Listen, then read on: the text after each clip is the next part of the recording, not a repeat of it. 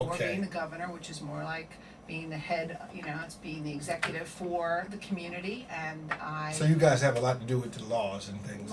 Yes. Whether the traffic light should be on the corner, is that voted into law or whatever, or a speeding ticket or something like that, or Well, a lot of regulation on the highway? it depends. Some of those things are done locally through ordinance, but Okay. but all the municipalities are what we call creatures of the legislature. Sure. So the legislature creates the laws that allows the municipalities to function and to set their local laws, their local ordinances for orderly conduct of business in a community. And I'm somebody who grew up in family and Scotch Plains. I was born here in Plainfield. I served as a mayor, so I understand the difference. And what town were you mayor? I was mayor of Fanwood. Oh, okay. And then served on the Freeholder Board in Union County before going to the legislature and joining my partner in the legislature. All cell phones off. All cell phones off. Give him a ticket. We're going to sue him in a ticket on that one. Go ahead. No, I was just giving him a little chorus because when I Right. said his name, we wanted to highlight it. But no, so I've had the honor and privilege of representing Plainfield as part of the 22nd District since 2002 when I went into the legislature at that point. Okay. So, and Jerry and I think, have worked very well as partners to try to serve the needs of the communities and the people that we represent. So. Okay. Great. Go ahead, Jerry. If I could just add on a little more to that, when we talk about the laws, we're talking about the laws that really affect your life every day. So those are the type of laws that we're talking about, just like we could be sitting here today and come with an idea. And if the idea would make life better for the people here in the state of New Jersey, then there's a process that's put in place. LOS is the branch of government that looks at all of the new legislations to make sure legally is something that the people here in the state of New Jersey can live with. Okay. Once that happens, then it goes before a committee. Currently, I am chairman of Housing Local Government. So that means any issue dealing with housing or local government in the state of New Jersey comes through my committee. Now, normally as a committee chairman, what I do is the pros and cons about that particular issue. I have people work it out before we vote on it. Now, if it doesn't get voted out of my committee, it doesn't go anyplace. So that's the first process. The next process is basically, it goes to budget if it has to do anything to deal with financing. If it cuts the mustard there, then it goes to the floor. As Speaker Pro Temp, there's three of us decide what bills get posted here in the state of New Jersey.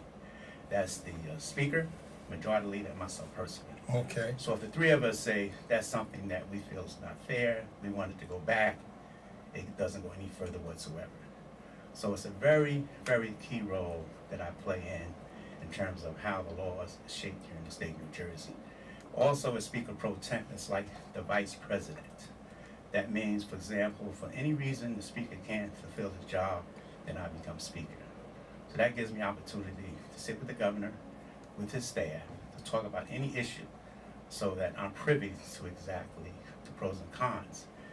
In effect, it has helped me a whole lot in terms of dealing with some of the issues that was facing the 22nd District. Okay. Well, I want to go to Rick at this moment, but we better go to the Republicans. I don't want to act like I'm siding with all the Democrats, you know. Bo? Yes, sir. Okay. What would you like to say to what Jerry Green has said and Linda Slender said? You have anything to add? I'm sorry? You have anything to add? Well, the only thing that I would say is prior to the break,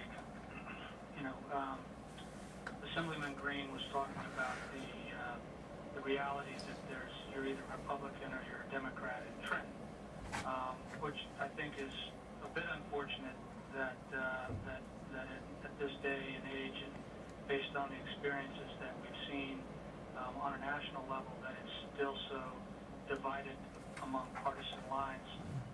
Maybe in some regards, the gridlock that it produces doesn't hurt as much as having one party be completely in control of all the legislative and executive branches. But I would say that, to me, there's a difference between reaching across the line in rhetoric and reaching across the line in reality. And Assemblyman Green had mentioned something about how he had reached across the aisle to work on Abbott funding and working with Republicans to get some things done. So obviously, being a Republican in Trenton doesn't preclude you from being effective in helping the kids in this particular case, but in other areas of governing as well. And then also, he pointed out that it could be him and Rick Smiley as the two assembly people, or it could be a combination of the four of us, meaning one Republican, one Democrat, two Democrats, one new Dem, one Republican. There's a lot of variations. It's not a matter of you vote for one Democrat, you get both Democrats. You vote for who you believe is going to be the most effective, and if they happen to be a Republican and or a Democrat, the two highest vote getters are the ones that are elected. So I just wanted to clarify that as well. It's not like you're voting for the president and you get the vice president along with them. Okay. It's the two highest vote getters. All right. And Rick, Well, Assemblyman Green has pointed out his position with the State Assembly, and Assemblywoman Stender also has standing with the Democratic Party and with the State Assembly. She's committee chair too. She's committee chair of Health and Human Services. Actually, no, Health and Senior Services. I'm vice chair. I'm vice chair of the Transportation Committee, which deals with our infrastructure here in the state. okay. But as far as Democrats are concerned, like I said, they've been in office for a while, so they have some standing. I've been a Democrat since I was 18. Sure. I'm a little older now, but I'm like a third generation Democrat in my family. We've always been Democrats, so make no mistake. When they start talking about new Democrats being something other than Democrats, Rick Smiley was practically born a Democrat. I didn't really even have a choice. By the time I made my decision, it was made for me. Okay. So, I'm a Democrat. I've been voting as a Democrat my entire life. I've never missed one. Okay. As far as the State Assembly and the Republican Party and how well we can all work together or not work together, politics runs in cycles all the time. Sure. There was a time when people in Washington were making a contract with America that didn't have some of our best interest in mind. There was No Child Left Behind that came along, and these things run in cycles. Sure. Now we have someone else in the White House, and another cycle is going to come. And the only thing you can be sure of with politics is change. There's going to be change. I've made it very clear since I'm running alone that I'm running against both the incumbents. Sure. See, it's not a single individual. Now, me and Jerry are going to always be put together because me and Jerry live in Plainfield. Sure. Both of our bases are in Plainfield. And I would hope no matter what happened here, as I said last week, that that you guys that's in politics would work for the betterment of Plainfield no matter what. Always for the betterment of Yes. Plainfield. Absolutely. And you got to understand, this is a district race. Sure. And the other cities in the 22nd district. Sure. But those of you listening, you have to excuse us sometimes because, being a resident here and serving this particular community for so many years, I may not say the 22nd district all the time, Sure. and it becomes a Plainfield discussion, but it is a discussion about the 22nd district and, how we can serve everyone in the district. But Plainfield will always be near and dear and special in my heart because I'm not moving. Right. I'll be here for a little while longer. So if elected, I will be the assemblyman from Plainfield. Okay.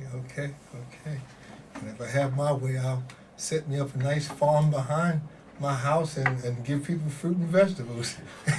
If that's okay with you assembly people. Well, We have a farm. First of all, the reason why I accepted this invitation is because of the fact, number one, Linda, before you came in, I said, it's a possibility that it could be him and I, or it could be you and him.